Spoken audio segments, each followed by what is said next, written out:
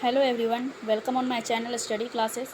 So friends, आज हम लोग हिंदी पेडागोजी के इम्पॉर्टेंट क्वेश्चंस को डिस्कस करेंगे जो स्पेशली फॉर आपके सीटेट एग्ज़ाम या आप किसी भी टीचिंग एग्ज़ाम की तैयारी कर रहे हैं जहां हिंदी पेडागोजी से संबंधित प्रश्न पूछे जाते हैं। तो उसके लिए ये वीडियो काफ़ी हेल्पफुल होंगी। तो आइए अब हम क्लास को स्टार्ट करते हैं। क्वेश्चन नंबर 1, त्रिभाषा सूत्र के अनुसार स्कूल में पहली भाषा जो पढ़ाई जाए वह डैश हो या डैश भाषा होनी चाहिए। हिंदी और अंग्रेजी होनी चाहिए, अंग्रेजी और विदेशी भाषा होनी चाहिए, मातृभाषा और क्षेत्रीय भाषा होनी चाहिए, या मातृभाषा या हिंदी होनी चाहिए। तो इस क्वेश्चन का जो करेक्ट आंसर होगा वो होगा ऑप्शन नंबर सी, कि त्रिभाषा सूत्र के अनुसार स्कूल में पहली भाषा जो पढ़ाई जाए वह मातृभाषा हो या क्षेत्रीय भाषा होनी चाहिए। आइए अब हम नेक्स्ट क्वेश्चन को देखते हैं। क्वेश्चन नंबर 2, व्याकरण पढ़ाने की आगमन विधि डैश पर सर्वाधिक बल देती है। उदाहरणों पर, मानकता पर, नियमों पर या परिभाषा पर। तो इस क्वेश्चन का करेक्ट आंसर होगा ऑप्शन नंबर ए, कि आगमन विधि जो है वो हमेशा उदाहरण पर बल देती है। मतलब कि बच्चों को पहले हम उदाहरण के द्वारा चीज़ों को समझाएंगे, उसके बाद उनको नियम बताएंगे। और नियम किसमें पहले बताया जाता है? तो निगमन विधि में। निगमन विधि में पहले क्या है कि बच्चों को नियम यानी कि फॉर्मूलाज बता दिए जाते हैं, उसके बाद उसमें उसको सॉल्व किया जाता है। तो इस क्वेश्चन का करेक्ट आंसर होगा ऑप्शन नंबर ए। आइए अब हम नेक्स्ट क्वेश्चन को देखते हैं। क्वेश्चन नंबर 3, भाषा के संदर्भ में संचार माध्यमों का प्रयोग न केवल सामाजिक संवेदनाएं विकसित करता है बल्कि डैश को समझने में मदद करता है। आइए अब हम इनके ऑप्शन को देखते हैं। विभिन्न माध्यमों के उपयोग को, विभिन्न माध्यमों की आर्थिक स्थिति को, या विभिन्न माध्यमों की जानकारी को, या विभिन्न माध्यमों में प्रयुक्त भाषा को। तो भाषा के संदर्भ में संचार माध्यम का प्रयोग न केवल सामाजिक संवेदनाएं विकसित करता है बल्कि यह विभिन्न माध्यमों में प्रयुक्त भाषा को समझने में भी मदद करता है। यानी कि विभिन्न माध्यम से जब हम भाषा को समझते हैं तो इसको समझने में भी ये संचार जो होता है यानी कि कम्युनिकेशन जो होती है वो हमें मदद करती है। आइए अब हम नेक्स्ट क्वेश्चन को देखते हैं। क्वेश्चन नंबर 4, कहानियों की विभिन्न शैलियों पर की गई चर्चा बच्चों को डैश में मदद करती है। कहानी के तत्वों को याद करने में, या कहानी की कमियों को बताने में, व्याकरण समझने में, या कहानियाँ को रचने में। तो इस क्वेश्चन का करेक्ट आंसर होगा ऑप्शन नंबर डी, कि कहानी जो होती है, जब बच्चों को कहानी सुनाई जाती है तो बच्चे क्या है कि वहाँ बैठे बैठे वो सोचने लगते हैं, उसकी रचना करने लगते हैं। मान लीजिए गांव के बारे में बच्चों को पढ़ाया जा रहा है तो बच्चे क्या है कि गांव की कल्पना करने लगेंगे कि गांव में तालाब होते हैं, कुएं होती हैं जहाँ महिलाएं पानी लेने जाती हैं, वहाँ हरे भरे खेत खलियान होते हैं। तो इस तरह की रचना जो होती है वो करने लगते हैं। तो कहानी रचने में ये मदद करती है। आइए अब हम नेक्स्ट क्वेश्चन को देखते हैं। क्वेश्चन नंबर 5, संदर्भ में व्याकरण किस पर बल देता है? भाषा के पाठ के अंत में दिए समस्त भाषा अभ्यास को पूर्ण करवाने पर, या पाठ पढ़ाते समय प्रसंगवश आने वाले व्याकरणीय बिंदु को स्पष्ट करने पर, या पाठ के अंत में समस्त व्याकरणीय बिंदु को स्पष्ट करने पर, या पाठ के दौरान आए समस्त व्याकरणीय बिंदु की परिभाषा बताने पर। तो इस क्वेश्चन का करेक्ट आंसर होगा ऑप्शन नंबर बी, कि संदर्भ में व्याकरण किस पर बल देता है। यानी कि संदर्भ का मतलब क्या होता है? चीज़ों को विस्तार पूर्वक समझाना। और पाठ पढ़ाते समय जब प्रसंगवश आने वाले व्याकरणीय बिंदु को स्पष्ट करने पर, यानी कि व्याकरण से संबंधित कुछ बिंदु अगर आ जाते हैं तो उसको प्रसंग द्वारा बच्चों को समझाना, उनको बताना, यही होता है संदर्भ में चीज़ों को बताना। तो इस क्वेश्चन का करेक्ट आंसर होगा ऑप्शन नंबर बी। आइए अब हम नेक्स्ट क्वेश्चन को देखते हैं। क्वेश्चन नंबर 6, प्रत्येक भाषा शिक्षक को इस बात की जानकारी जरूर होनी चाहिए कि उसकी कक्षा के बच्चों की डैश पृष्ठभूमि क्या है। उसकी भाषिक व सांस्कृतिक पृष्ठभूमि, उसकी सांस्कृतिक व आर्थिक पृष्ठभूमि, उसकी आर्थिक व सामाजिक पृष्ठभूमि, या उसकी सामाजिक और व्यावसायिक पृष्ठभूमि। तो इस क्वेश्चन का करेक्ट आंसर होगा ऑप्शन नंबर ए, कि प्रत्येक भाषा शिक्षक को इस बात की जानकारी जरूर होनी चाहिए कि उन बच्चों की भाषिक व सांस्कृतिक पृष्ठभूमि क्या है। यानी कि बच्चे की भाषिक वो कौन सी भाषा बोलते हैं और वो किस संस्कृति से आए हैं, तो ये सारी चीज़ों की जानकारी जो है वो एक टीचर को जानना काफ़ी ज़रूरी है, ताकि वो उनको उचित शिक्षा प्रदान कर सके। आइए अब हम नेक्स्ट क्वेश्चन को देखते हैं। Question number 7। 7वीं कक्षा में पढ़ाते समय ऋषभ ने बच्चों को जल संरक्षण पर आधारित सरकार की द्वारा जारी पोस्टर दिखाया और चर्चा की। ऋषभ द्वारा प्रयुक्त सामग्री क्या है? वो कृत्रिम है, प्रमाणित है, अनुपयोगी है या मनोरंजक है? तो इस क्वेश्चन का करेक्ट आंसर होगा ऑप्शन नंबर बी, कि मान लीजिए जब जल संरक्षण पर बच्चों को पढ़ाया जा रहा है कि किस तरीके से जल का हमें संरक्षण करना चाहिए, उसको बचाना चाहिए, ताकि आने वाली पीढ़ी भी उसका उपभोग कर सके, तो इससे एक पोस्टर के माध्यम से दिखाया जा रहा है। और ये क्या हुआ? ये एक प्रमाणिक हुआ, यानी कि उस चीज़ का प्रमाण दिखाया जा रहा है पोस्टर के माध्यम से बच्चों को, और समझाया जा रहा है जल संरक्षण के बारे में।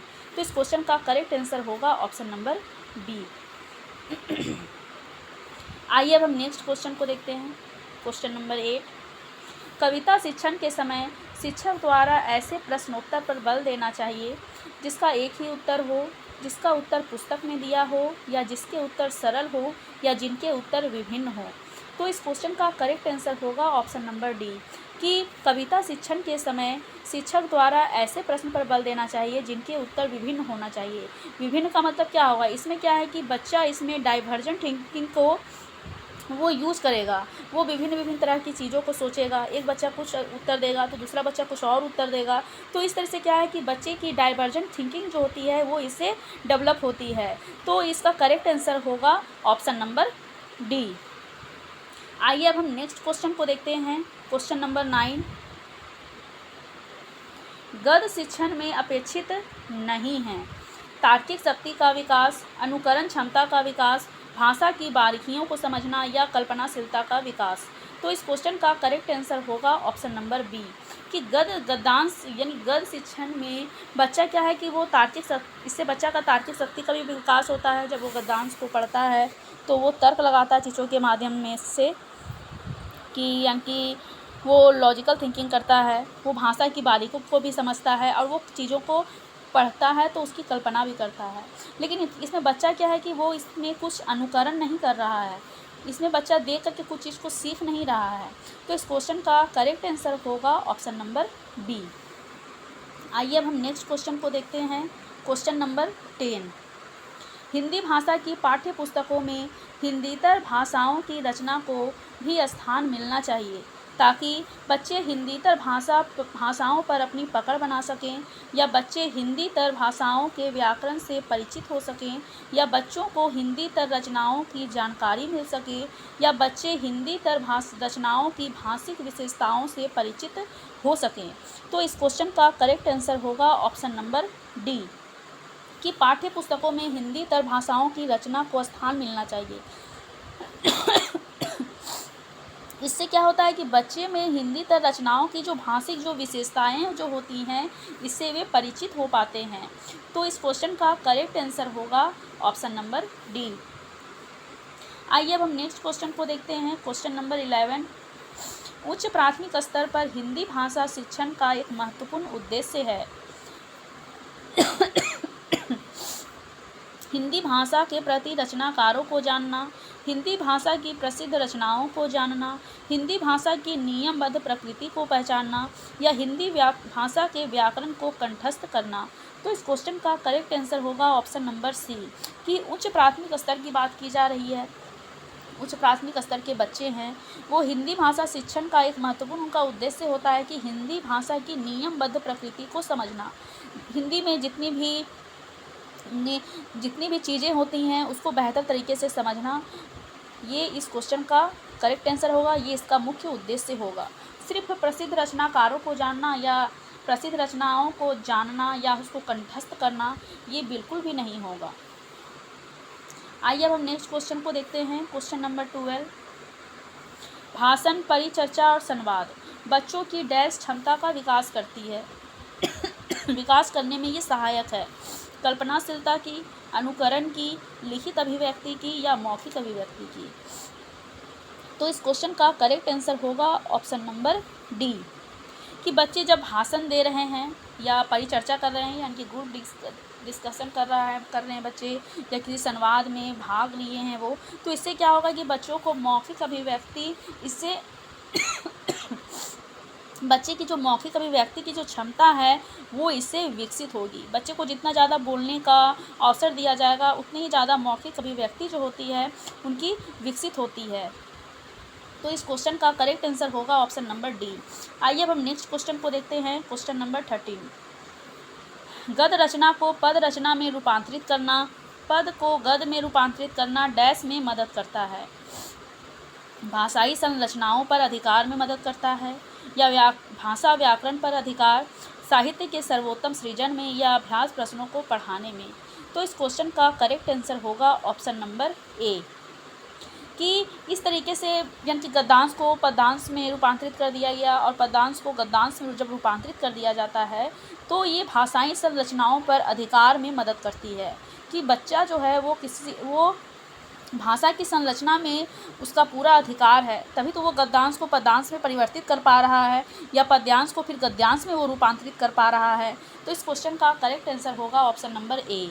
आइए अब हम नेक्स्ट क्वेश्चन को देखते हैं। क्वेश्चन नंबर 14, 8वीं कक्षा में हिंदी भाषा सीखने सिखाने के लिए आप किस सामग्री को सर्वाधिक महत्वपूर्ण मानेंगे। आप इस बात का ध्यान में रखें कि ये 8वीं कक्षा की बात की जा रही है, ये प्राथमिक कक्षा के बच्चे नहीं हैं। तो इसलिए क्वेश्चंस के आंसर को जब आप करें तो आप इस ध्यान में रखें कि किस कक्षा से संबंधित प्रश्न पूछे जा रहे हैं। तो 8वीं कक्षा की बात की जा रही है। 8वीं कक्षा में हिंदी भाषा सीखने सिखाने के लिए आप किस सामग्री को सर्वाधिक महत्वपूर्ण मानेंगे। व्याकरण की पुस्तक को महत्वपूर्ण मानेंगे, पोस्टर को, पाठ्य पुस्तक को, या साहित्य सामग्री को। तो इस क्वेश्चन का करेक्ट आंसर होगा ऑप्शन नंबर डी, कि उनको भाषा सीखने सिखाने में साहित्य सामग्री को महत्वपूर्ण माना जाएगा, साहित्य की चीज़ों को महत्वपूर्ण माना जाएगा उनको सिखाने के लिए। आइए अब हम नेक्स्ट क्वेश्चन को देखते हैं। क्वेश्चन नंबर 15, आप 6ठी कक्षा के बच्चों के लिए हिंदी भाषा सीखने सिखाने की किस पद्धति का समर्थन करेंगे, जिसमें बच्चे परस्पर अंतरक्रिया करते हों, जिसमें बच्चे केवल लेखन कार्य करते हों, या जिसमें बच्चों को बोलने के अवसर मिले, या जिसमें बच्चों को पाठ्य पुस्तक बिल्कुल ना पढ़नी हो। तो इस क्वेश्चन का करेक्ट आंसर होगा ऑप्शन नंबर बी, कि जहां बच्चे अंतरक्रिया के माध्यम से सीखते हैं तो उसे काफ़ी बेस्ट माना जाता है। उसे भी कहा जाता है कि बच्चों को ज़्यादा से ज़्यादा परस्पर अंतरक्रिया के माध्यम से सिखाया जाए। इससे बच्चे चीज़ों को बेहतर तरीके से सीखते भी हैं और समझ भी पाते हैं। आइए अब हम नेक्स्ट क्वेश्चन को देखते हैं। तो आज हमारा कुल हमने 15 क्वेश्चन ही किया है, और आपको सेशन कैसा लगा ये आप कमेंट बॉक्स में ज़रूर बताएं, क्योंकि आपका फीडबैक मेरे लिए काफ़ी इम्पॉर्टेंट होता है। अगर मेरी वीडियो आपको अच्छी लगती है तो इसे आप लाइक और शेयर ज़रूर करें। अगर मेरे चैनल को आपने सब्सक्राइब नहीं किया है तो मेरे चैनल को सब्सक्राइब करें, ताकि मेरे प्रत्येक क्लास की नोटिफिकेशन आप तक पहुंच जाए, आपसे एक भी वीडियो मिस ना हो। तो आज के लिए बस इतना ही। Thank you so much.